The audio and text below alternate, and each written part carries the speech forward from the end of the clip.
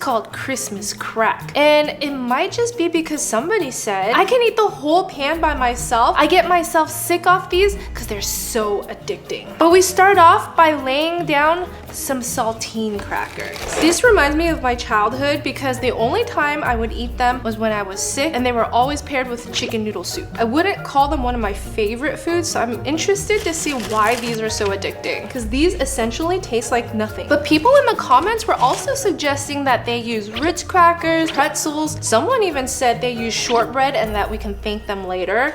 But if these turn out as addicting as people say, I might have to try the pretzels next. Perfect fit. Now we gotta work on the toffee layer. Okay, now we have to melt some butter, and then I'm gonna add brown sugar and let it caramelize and bubble. I don't know if this looks right, but there's a layer of butter on top of the sugar and it's really not mixing. I'm gonna try to let it boil and caramelize some more. It's starting to look a little better. Now we have toffee or caramel, I'm not sure. But while it's still bubbling hot, I need to pour it right on top of these crackers. Ooh, yum. It looks like in her video, the caramel just like seeps through the top and the bottom. So I'm gonna spread it evenly so that it gets to the bottom of the crack. Let's hope that the little holes in the saltines allows the caramel to seep through. But now we have to sprinkle some chocolate chips right on top. I like mine dark. Again, no measurements, so I'm just gonna have to make sure we have enough to cover the entire tray once it comes out. Oh no, that's all I have. We have backup. Is that good? And now to melt the chocolate, I have to pop it in the oven for a few minutes. Our chocolate's nice and melted, but somehow I just don't feel like it looks right. Either way, I'm gonna spread it out and hopefully it'll set the way that it's supposed to. And now while it's hot, she adds her sprinkles on top, and I found these cute little snowflake ones that I'm gonna add to mine. But then somebody said, do chopped candy canes on top. And now we wait for it to cool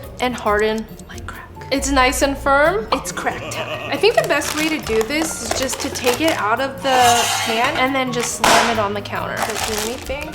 I'm just gonna start breaking it. Hers comes out in pretty uneven pieces, but mine just comes out in little squares. Here are the layers. You get that toffee layer at the bottom. Mine did. I don't have anything in the middle here because, like I said, it just melted into the chocolate. But we have some on the edge, which I feel like is good enough. Is this as addicting as they say?